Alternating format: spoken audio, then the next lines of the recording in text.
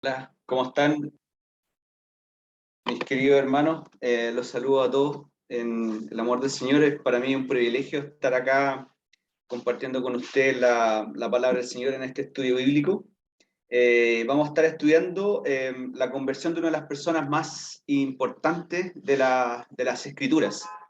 Diría que es la conversión que mayor consecuencias trascendentales ha tenido para la historia de los gentiles, o sea, para nuestra historia, alterando para siempre el curso de la historia de la humanidad. Es tan importante esta conversión que sale 3 veces descrita en las Escrituras. Y en la historia bíblica se indica que solamente 2 fariseos fueron convertidos al cristianismo y uno de ellos vamos a estar estudiándolo en esta tarde. Me imagino que ya saben más o menos de quién se trata, que es la historia de la conversión de Saulo de Tarso. Pero antes me gustaría que fuéramos en oración para buscar la dirección del Señor. Padre Celestial, bendito Dios, te damos las gracias por tu infinita misericordia, bondad y clemencia que has tenido con nosotros, porque has sido tardo para la ira y grande en misericordia, porque hemos alcanzado salvación como cantábamos, hemos sido reconciliados, tenemos paz contigo, Señor.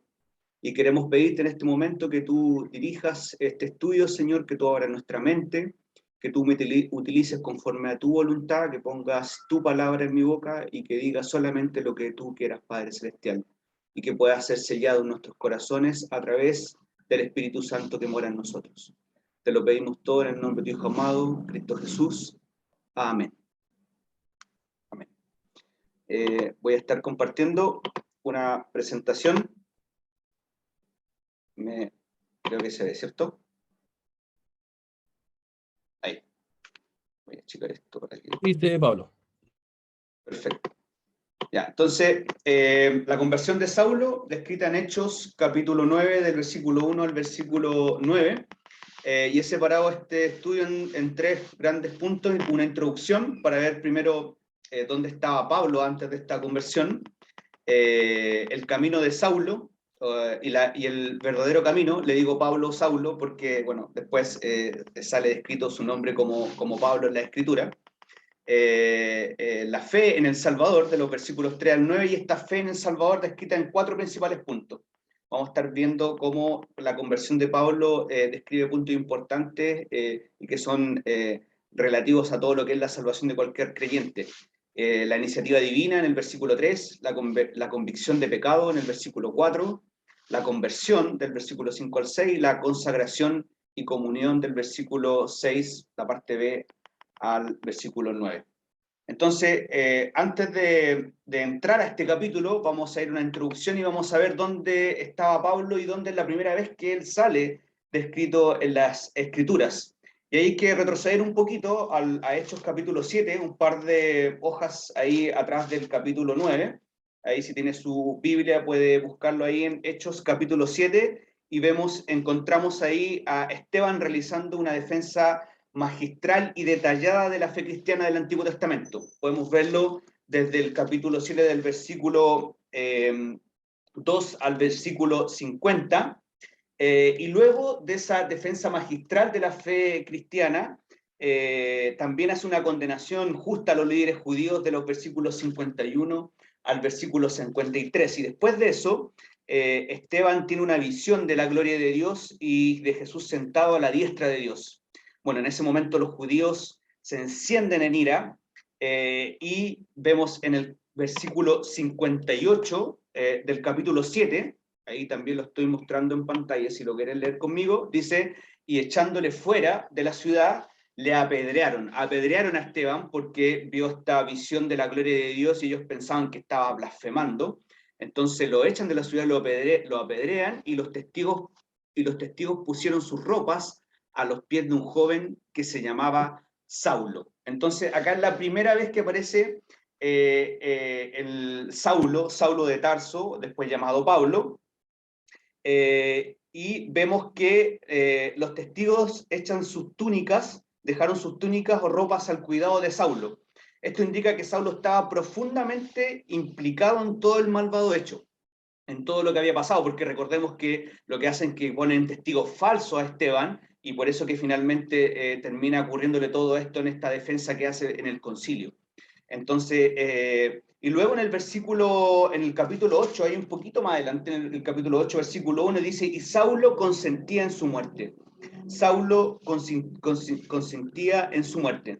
Entonces acá encontramos a Saulo de Tarso, que es la primera vez que aparece en la Escritura, y lo encontramos en la época más oscura de su vida. Con un odio asesino hacia los cristianos, comienza una persecución terrible y una tortura terrible hacia los cristianos, como declara después los versículos del 1 al 3 del capítulo 8 ahí, dice, en aquel día hubo una gran persecución contra la iglesia que estaba en Jerusalén, y todos fueron esparcidos por las tierras de Judea y de Samaria, salvo los apóstoles, y los hombres piadosos llevaron a enterrar a Esteban, hicieron gran llanto por él. Y Saulo asolaba la iglesia y entrando casa por casa arrastraba a hombres y a mujeres y los entregaba en la cárcel. Entonces aquí vemos que Saulo asolaba la iglesia, había una persecución. En otra parte de la Escritura, cuando se declara la conversión de Pablo, dice que los forzaba a los cristianos a blasfemar, arrastraba a los hombres, no solamente a los hombres, no tenía ninguna diferencia entre que fuera hombre y mujeres, arrastraba a hombres y a mujeres y los entregaba en la cárcel. Entonces, con esta perspectiva de Pablo, vámonos ahora al capítulo 9, del libro de los Hechos, y vamos a estar viendo entonces el camino de Saulo y el verdadero camino, el punto 2 de este estudio, el camino de Saulo y el verdadero camino. Entonces ahí en Hechos 9, del versículo 1 al 2, dice, Saulo respirando aún amenazas y muerte contra los discípulos del Señor, vino al sumo sacerdote y le pidió cartas para la sinagoga de Damasco, a fin de que si hallase algunos hombres o mujeres de este camino, los trajese presos a Jerusalén. Entonces acá encontramos a Pablo 7 años después. Pasaron 7 años de lo que pasó ahí en Hechos capítulo 8, versículo 1. Hasta este entonces pasaron 7 años aproximadamente, y encontramos a Pablo con una persecución incluso más agresiva, respirando, dice, aún amenazas. Para Pablo, perseguir cristianos, obligarlos a blasfemar y matarlos había vuelto una costumbre, tanto como respirar. Uno en el día respira aproximadamente 23.000 veces, y uno da cuenta de lo que significa que diga que estaba respirando una amenaza y muerte. Estaba con una persecución terrible, Pablo, en contra del cristianismo. Estaba en su momento más oscuro de su vida, en un camino de perdición, como vamos a estar viendo, y de muerte. Y le pidió cartas para la sinagoga de Damasco, a fin de que si hallase algunos hombres o mujeres de este camino, los trajese presos a Jerusalén. Acá podemos ver cómo había dado resultado la persecución de Pablo. ¿Por qué? Uno podría preguntarse por qué la sinagoga de Damasco. Recordemos que él estaba en Jerusalén, y más cerca estaba Samaria, y más cerca Galilea, y mucho más lejos Damasco. O sea, habían otras ciudades mucho más cerca. Entonces, ¿por qué era Damasco? Y eso da cuenta de lo que la persecución que él había tenido en las ciudades más cercanas, y se estaba expandiendo cada día más en su persecución. Había estado en Galilea seguramente, en Samaria, en Belén, en Nazaret, en muchas ciudades más conocidas, pero en Damasco ya se estaba expandiendo tanto su persecución que tenía que ir mucho más lejos para perseguir a los cristianos. Y aquí podemos ver por el camino que iba Pablo. ¿Cuál es el camino que iba Pablo? En Proverbios 14:12 dice, hay camino que al hombre le parece derecho. Y ese es el camino que él pensaba que estaba siguiendo, un camino derecho. Él pensaba que estaba sirviendo a Dios. Él estaba pensando que se estaba ganando su justicia frente a Dios. Él estaba pensando que estaba congraciado con Dios al hacer todo esto. Entonces hay un camino que al hombre le parece derecho. A Pablo le parecía derecho. Pero el Proverbios capítulo 14, versículo 12, como dice ahí en pantalla, si lo lee conmigo, pero su fin es camino de muerte. Entonces, el camino para el hombre, el camino en su sabiduría, es un camino que lleva a la muerte. En Mateo 7:13 dice, entrad por la puerta estrecha, porque ancha es la puerta y espacioso el camino. Espacioso el camino, pero que lleva a la perdición. Y muchos son los que entran por ella. Pero este camino de Pablo, que vemos que es un camino de perdición, un camino de muerte, no es muy distinto, hermano, al camino que nosotros andábamos. Andábamos en la misma, antes de conocer a Cristo, andábamos en este mismo camino, en un camino de muerte, en un camino de perdición, en las tinieblas, como dice la Escritura. No éramos muy distintos a Pablo. Antes de conocer a Cristo íbamos exactamente por este mismo camino. Y ahí en Isaías 53:6 dice, todos nosotros nos descarriamos como ovejas y cada cual se apartó por su camino. Ahí estoy colocando los textos también en pantalla para que los vaya siguiendo conmigo. Entonces, es un camino que todos hemos estado antes de conocer a Cristo, antes de haber nacido de nuevo. Y en palabras de Pablo, en Hechos capítulo 2, versículo 3, dice, en nosotros anduvimos, en los cuales anduviste en otro tiempo, siguiendo la corriente de este mundo, conforme al príncipe de la potestad del aire, el espíritu que ahora opera en los hijos de desobediencia. Un segundito que se me tapó la pantalla. Entre los cuales también todos nosotros vivimos en otro tiempo, en los deseos de nuestra carne, haciendo la voluntad de la carne y de los pensamientos, y éramos por naturaleza hijos de ira, lo mismo que los demás. Entonces nosotros y Pablo en algún momento antes de conocer a Cristo andábamos por este mismo camino, un camino de perdición, un camino de muerte, en tinieblas. Pero hay otro camino, otro camino. Si se fijan, ahí en el mismo versículo 2, al final del versículo 2 dice, a fin de que si hallase algunos hombres o mujeres de este camino, los trajese presos a Jerusalén. Fíjense, queridos hermanos, que habla de este camino, y ese camino que habla ahí es en mayúscula. Es un camino opuesto al que iba Pablo. Es un camino muy distinto, y es un camino que está en mayúscula, no es un camino que está en minúscula. ¿Y por qué es un camino que está en mayúscula? Porque este es un título que se le daba a los cristianos. Recordemos que el título de cristiano fue acuñado 10 años después, en Hechos capítulo 11, 26, 10 años después de este acontecimiento de la conversión de Pablo. Por lo tanto, a los cristianos se les llamaba los de este camino, los de este camino. Pero ¿por qué se les llamaba a los de este camino? Camino en mayúscula. En todas las Biblias aparece esa palabra camino en mayúscula. Lo más probable es que deriva de la descripción que Jesús hizo de sí mismo allá en Juan, capítulo 14, versículo 6, lo tengo ahí en pantalla, si lo quiere leer conmigo. Juan capítulo 14, versículo 6 dice, Jesús dijo, yo soy el camino y la verdad y la vida. Nadie viene al Padre sino por mí. Entonces, ¿cuál es el camino? ¿Cuál es el camino? Porque Cristo dice, yo soy el camino, pero ¿dónde nos lleva ese camino? Y es como el título que se le llamaba esto a los cristianos en este entonces. El mismo versículo 14 lo responde al final, nadie viene al Padre sino por mí. Por lo tanto, este es un camino muy distinto al que estaba Pablo.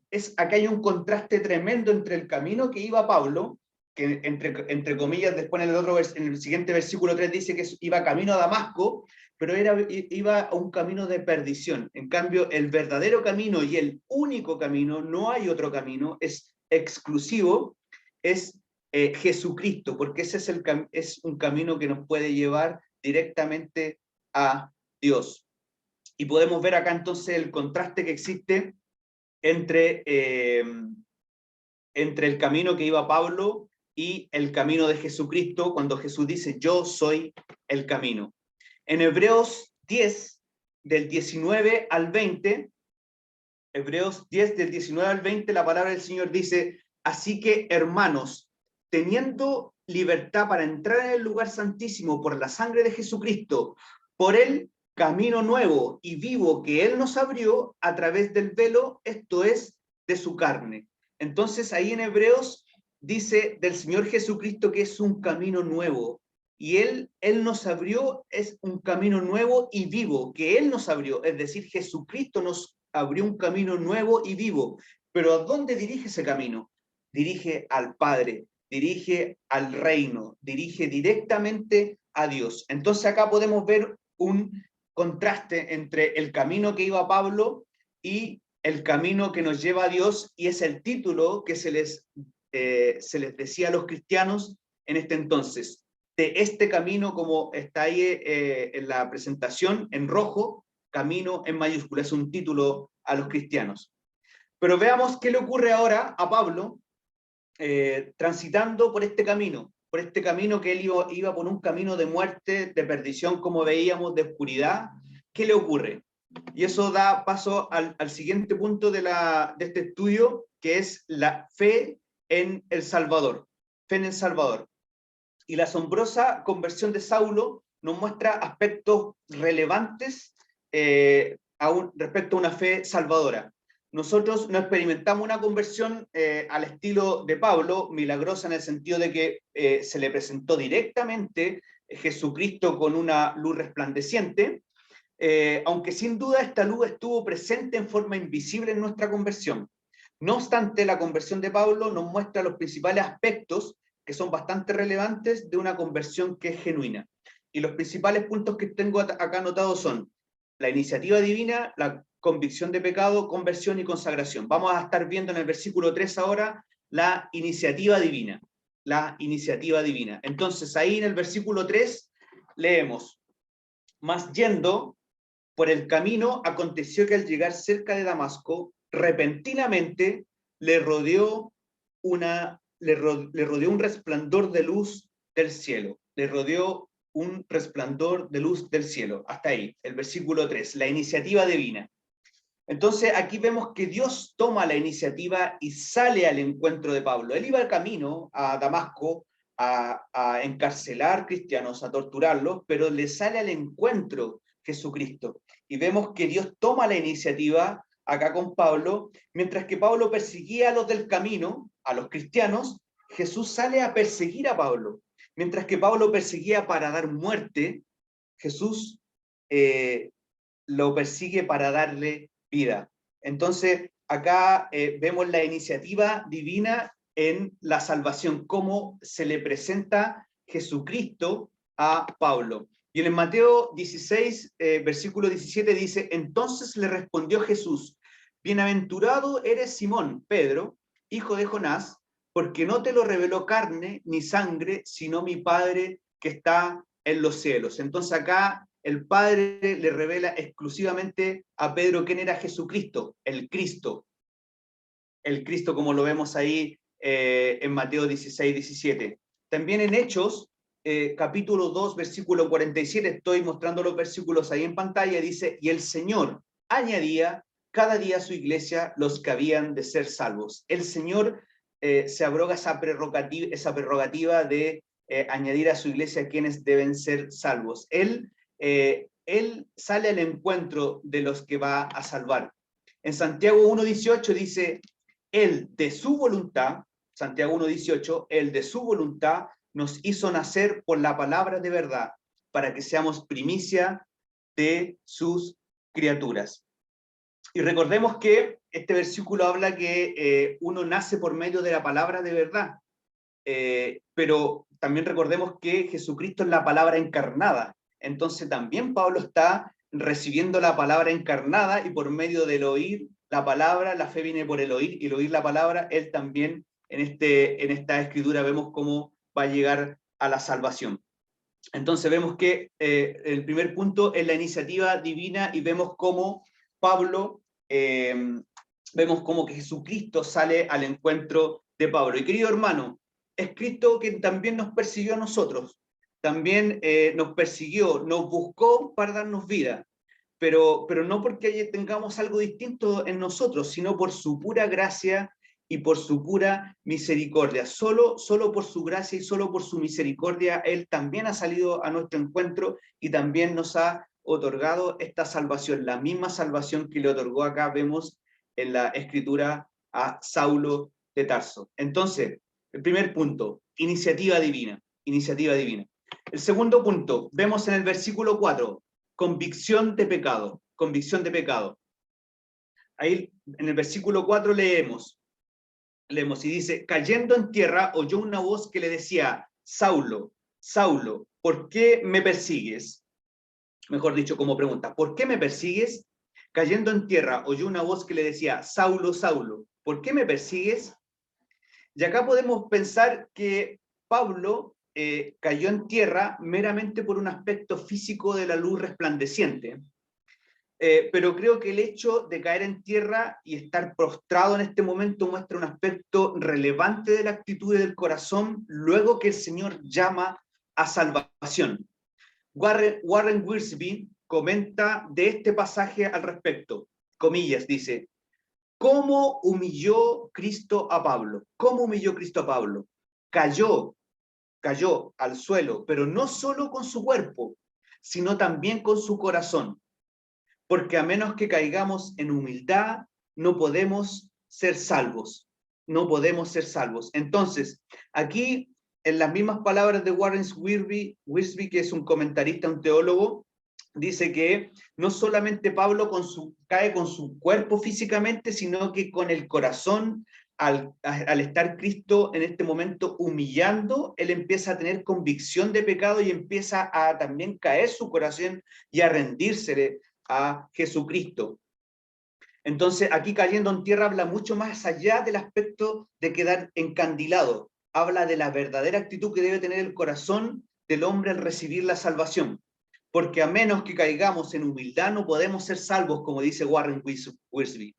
Es necesario que Cristo humille nuestro orgullo también para que podamos ser salvos. Y esto también se describe en la relación en el Antiguo Testamento en muchas partes, cómo se describe la relación de Dios con,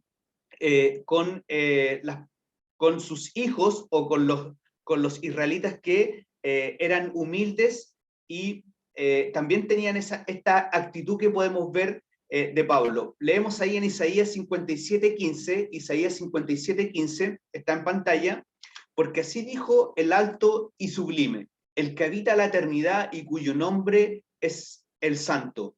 Yo habito en la altura y la santidad, y con el quebrantado y humilde de espíritu, para hacer vivir el espíritu de los humildes y para vivificar el corazón de los quebrantados. Entonces, Dios mismo acá, Jehová hablando, dice que Él habita con el quebrantado y humilde de espíritu. En Isaías 66:2 dice, mi mano hizo todas estas cosas, y así todas estas cosas fueron, dice Jehová, pero miraré. ¿A quién mirará Jehová? A aquel que es pobre y humilde de espíritu, y que tiembla ante mi palabra. Y en el Nuevo Testamento también vemos en Santiago 4:6, pero Él da mayor gracia. Pero por esto dice, Dios resiste a los soberbios y da gracia a los humildes. Entonces acá podemos ver en este último versículo que Dios no se resiste frente a los humildes. Es irresistible para Él ver un corazón quebrantado. Es irresistible para Dios ver un corazón humilde que está quebrantado, donde su orgullo se está quebrantando y está cayendo en convicción de pecado, como estamos viendo acá en este versículo de Hechos 9, como Pablo cae en tierra, oyendo la voz de Dios, pero en palabras de Warren Wiersbe, dice que no solamente cae su cuerpo, sino que también está cayendo su corazón en este momento. Entonces, pero acá no solamente, pero acá también Jesucristo está confrontando el pecado de incredulidad que hay en Pablo, ya que es este pecado el que condena, no hay ningún otro pecado en el gran juicio del trono blanco que va a enviar al infierno a las personas que no sea el de pecado de incredulidad frente a Jesucristo. Ese es el único pecado que condena, el de incredulidad frente a Jesucristo. Por lo tanto, acá Pablo también confronta, acá Jesucristo confronta a Pablo con este pecado y le dice, Saulo, Saulo, ¿por qué me persigues? Y acá es curioso porque Saulo perseguía a los discípulos.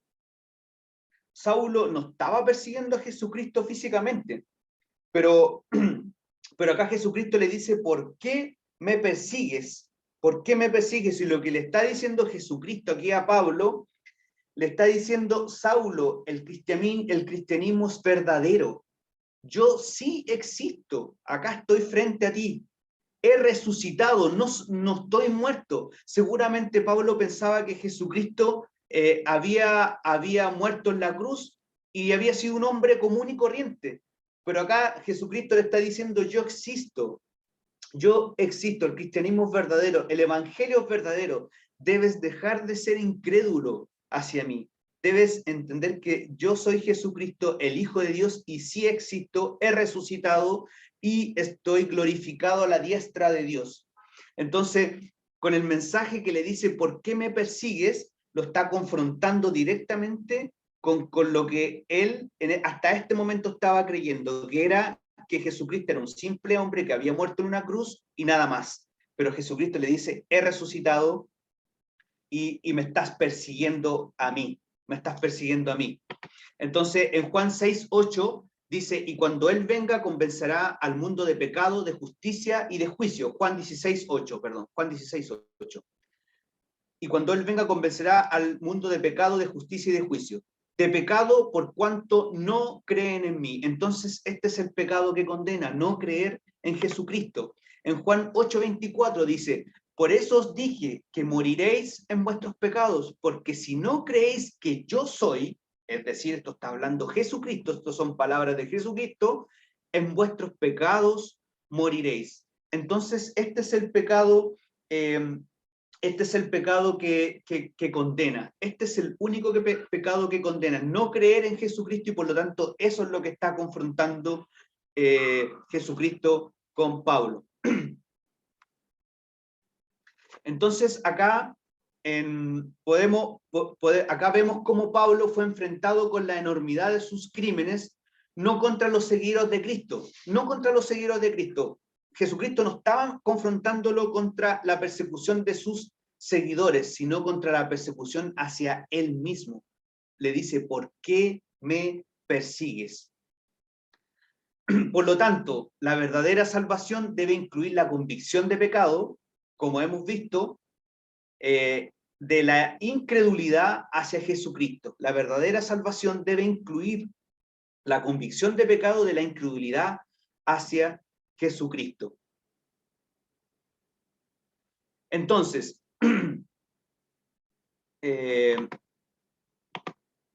perdón, me adelanté un poquito. Entonces, un pequeño paréntesis acá cuando habla de por qué me persigues, por qué me persigues. Saulo dice, ¿por qué me persigues? ¿Cierto? Estaba persiguiendo a los discípulos, pero esto también habla del vínculo inseparable que existe entre Cristo, que es la cabeza, y la iglesia, que es el cuerpo de Cristo.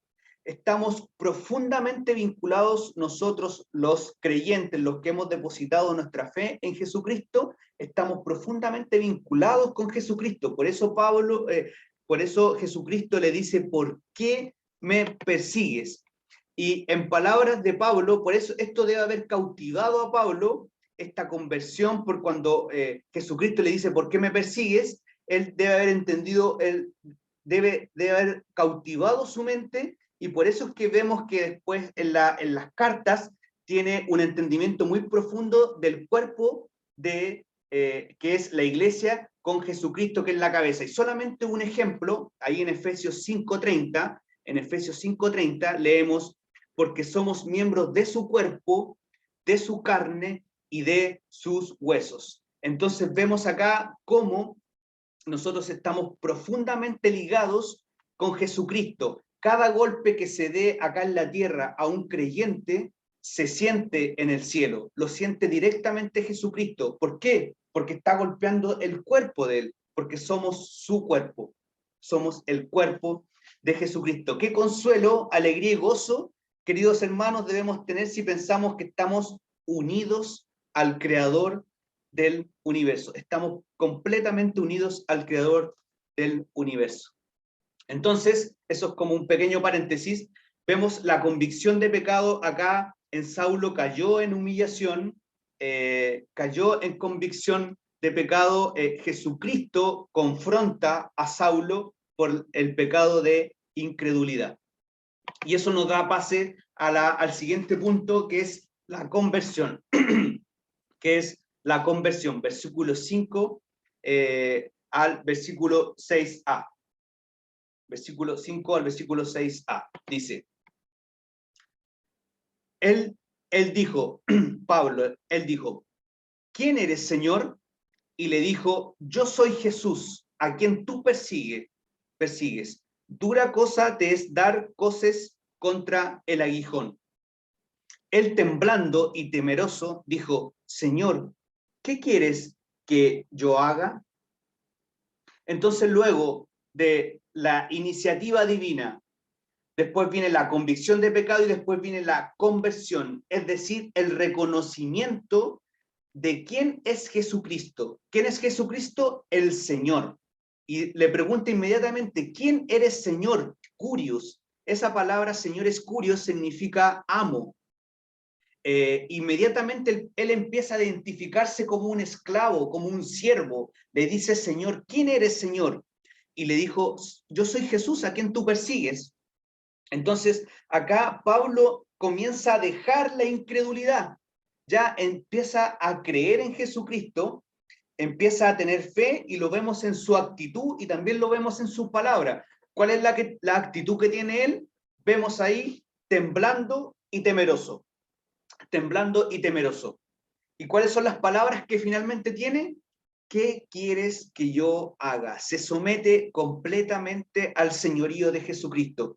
Entonces, en la conversión se reconoce al Señor como el soberano, como el Hijo de Dios, como el Señor de nuestras vidas, y inmediatamente hay un sometimiento de nuestra voluntad hacia el Señor como un siervo, como un esclavo, tal como lo dice acá Pablo. ¿Qué quieres que yo haga? ¿Qué quieres que yo haga? Acá están los dos elementos esenciales de una conversión: la fe y el arrepentimiento. La fe y el arrepentimiento, las dos caras de una misma moneda, inseparables. Inseparables. Frente a las palabras yo soy Jesús, no existe ninguna objeción de Pablo en creer con una fe salvadora. Él no pone ninguna objeción cuando le dice yo soy Jesús. Si se fijan, después que Jesús le habla y dice yo soy Jesús a quien tú persigues, él tiembla y teme.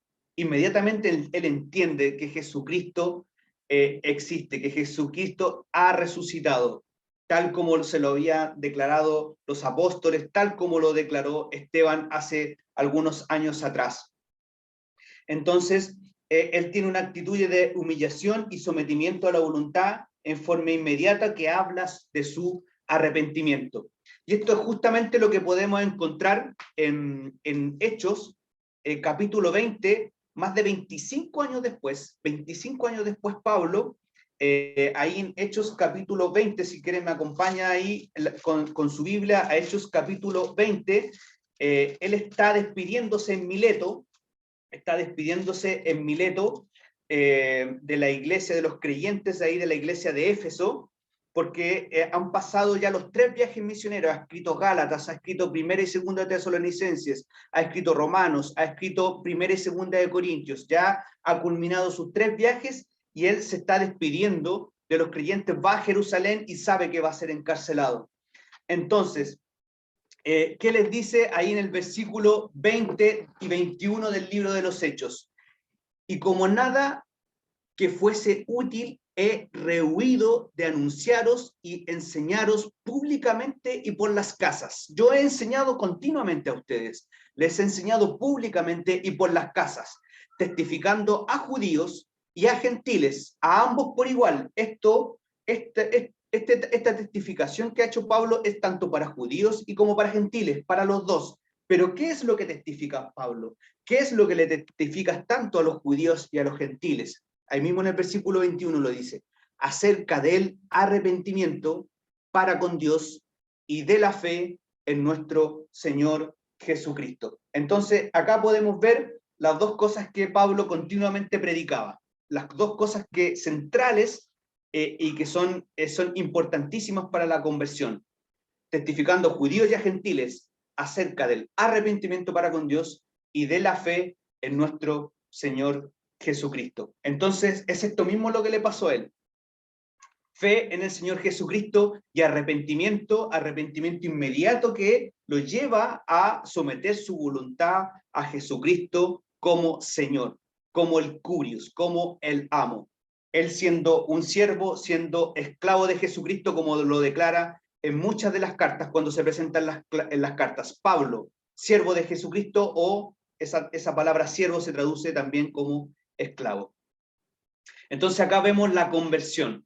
Vemos cómo se arrepiente, cree en Jesucristo, coloca su fe, inmediatamente se arrepiente y también somete su voluntad al señorío de Jesucristo.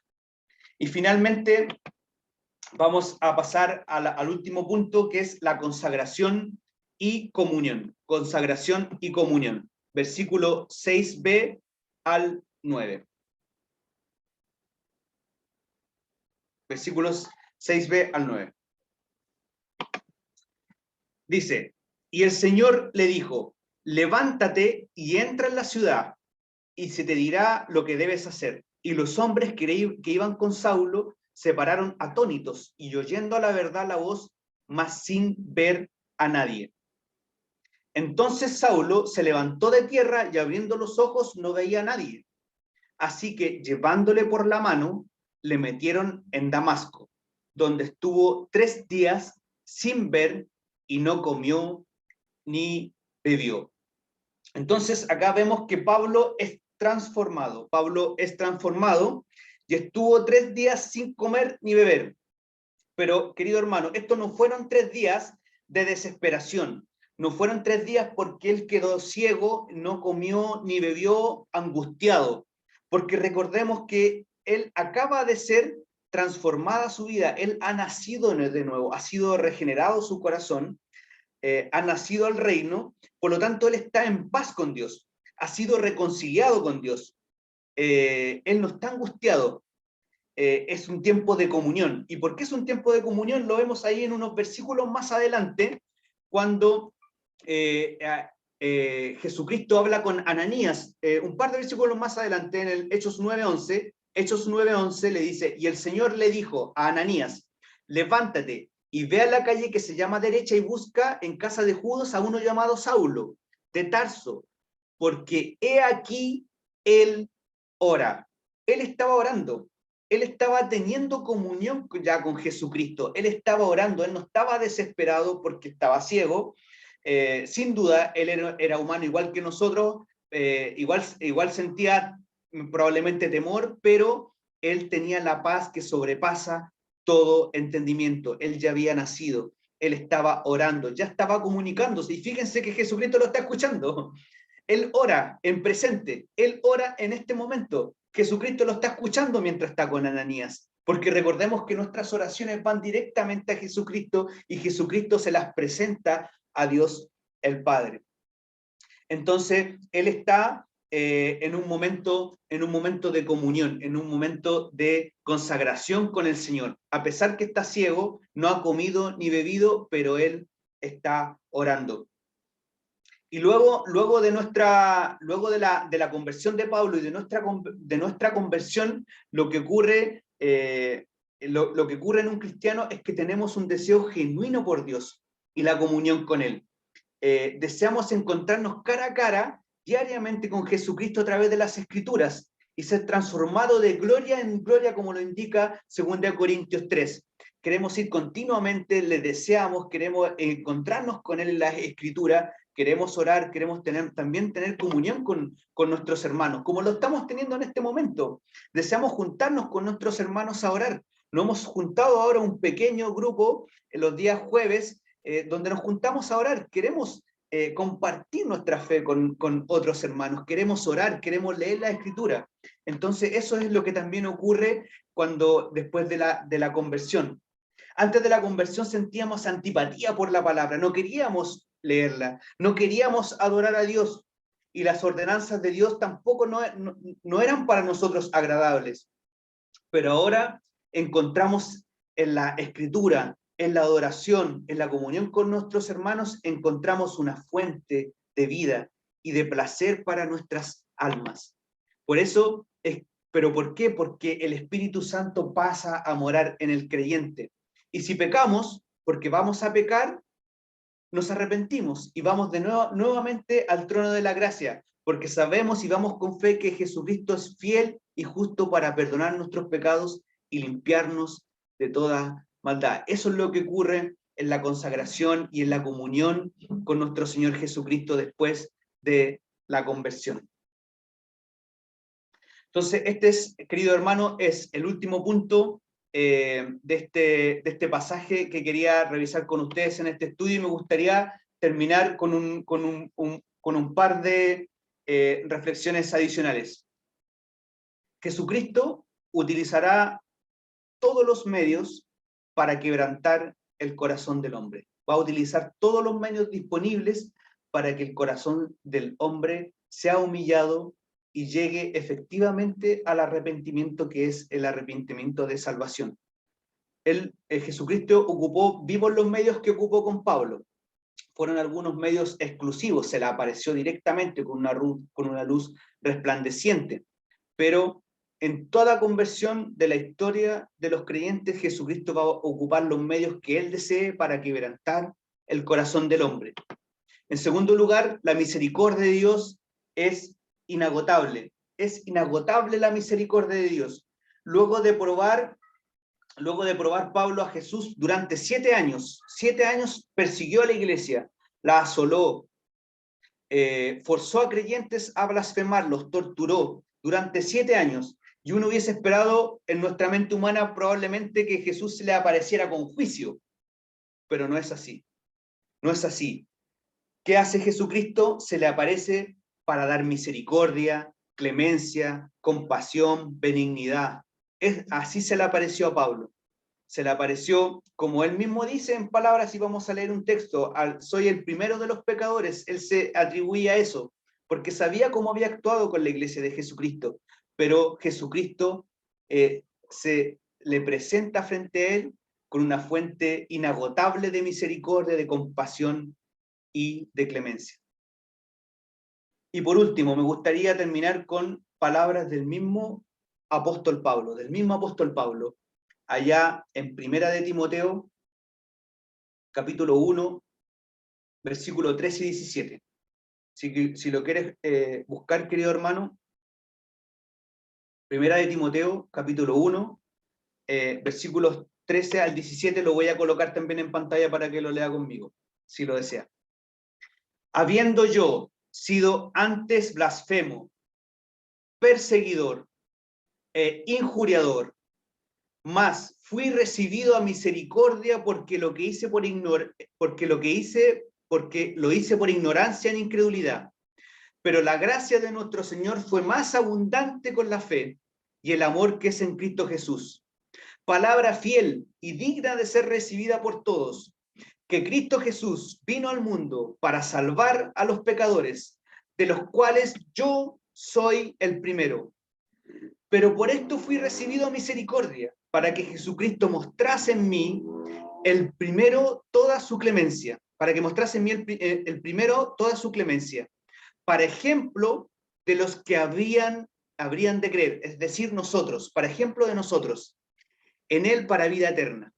Por tanto, al Rey de los siglos, inmortal, invisible, al único y al sabio Dios, sea honor y gloria por los siglos de los siglos. Inclinémonos, queridos hermanos, para terminar en una oración. Padre Celestial, bendito Dios, tanta misericordia que has tenido con nosotros.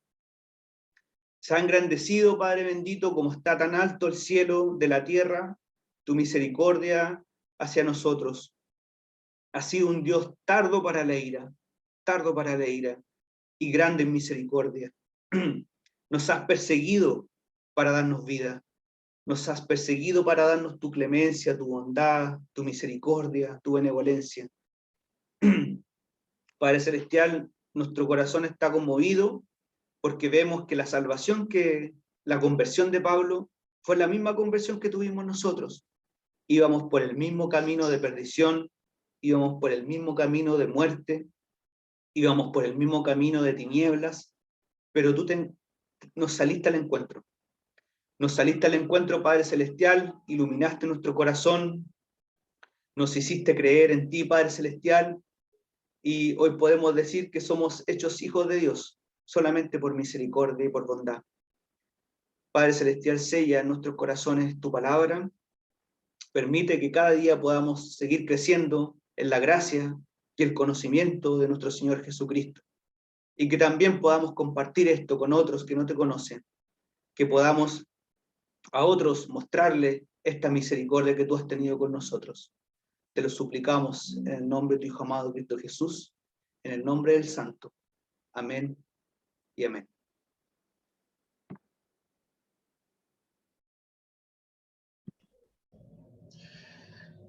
Bueno, agradecemos al Señor por